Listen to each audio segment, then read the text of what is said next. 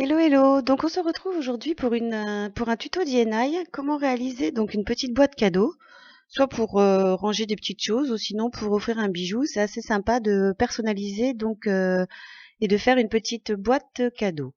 Ça peut vous servir aussi pour Noël si vous souhaitez offrir un bijou.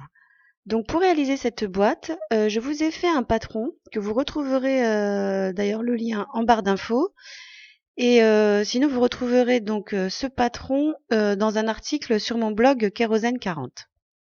Une fois que vous allez suivre le lien du patron, vous allez imprimer ce patron et utiliser un papier calque. Avec le calque, vous allez reproduire donc d'un côté du calque le patron. Donc surtout, aidez-vous bien d'une règle et d'un crayon à papier.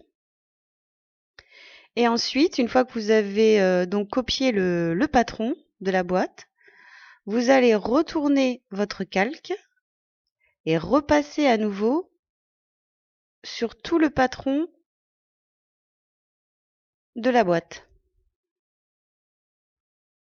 Cela vous permettra donc de faire une impression sur le papier de la boîte.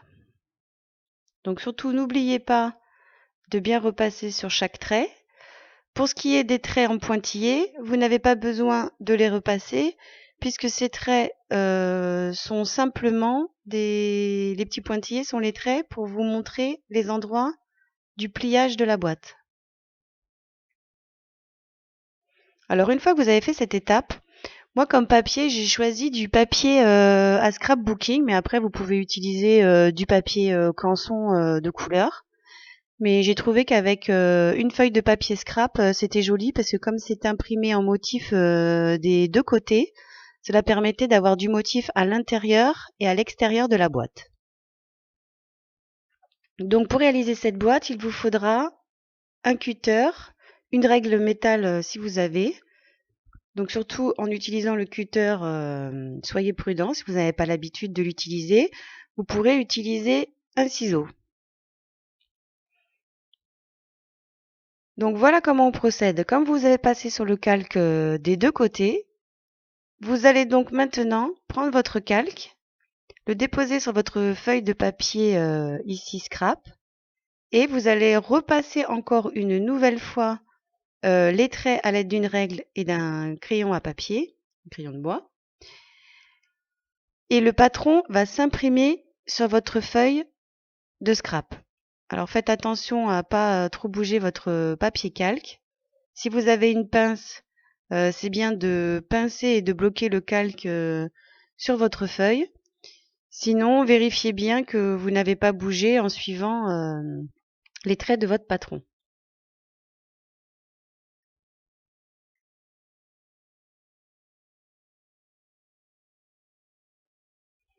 Donc une fois que vous avez fini de repasser tous vos traits à l'aide du crayon à papier, on va utiliser ici donc un cutter pour découper donc la feuille de scrap.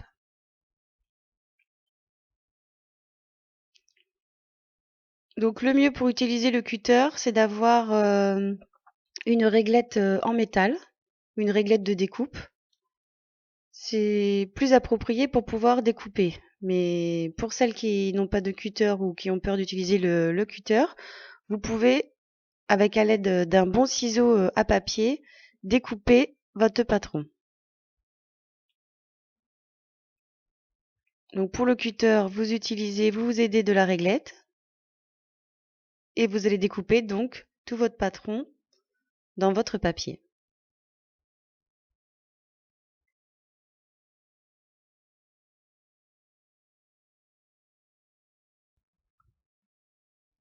Donc pourquoi j'ai utilisé le cutter? C'est pour être précis donc dans mes découpes. Donc si vous le faites au ciseau, pareil, prenez un bon ciseau qui coupe bien pour être bien précis, surtout dans les angles, pour pas faire d'erreur, parce que si jamais vous découpez mais pas très bien au niveau du patron, vous aurez du mal ensuite à réaliser votre boîte. Alors une fois que vous avez découpé donc votre patron, vous vous retrouvez donc avec ce patron et vous allez utiliser donc la réglette pour pouvoir plier les bords. Alors il existe des petits plioirs comme ça qu'on utilise en cartonnage, mais après vous pouvez très bien plier avec vos doigts, donc tous les bords en suivant les pointillés du patron. Vous faites vos pliages.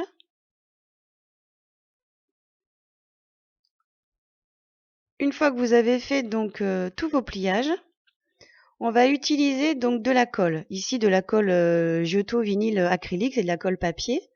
Mais après, si vous avez d'autres colles papier, vous utilisez celle que vous avez. Vous allez donc ensuite coller les languettes et les faire rentrer à l'intérieur en collant les languettes à l'intérieur du cube et laisser le petit couvercle sur le dessus pour pouvoir ouvrir et fermer votre boîte. Donc ensuite, il vous reste plus qu'à décorer votre boîte. Alors soit vous pouvez mettre un petit nœud, un ruban pour faire comme un papier cadeau.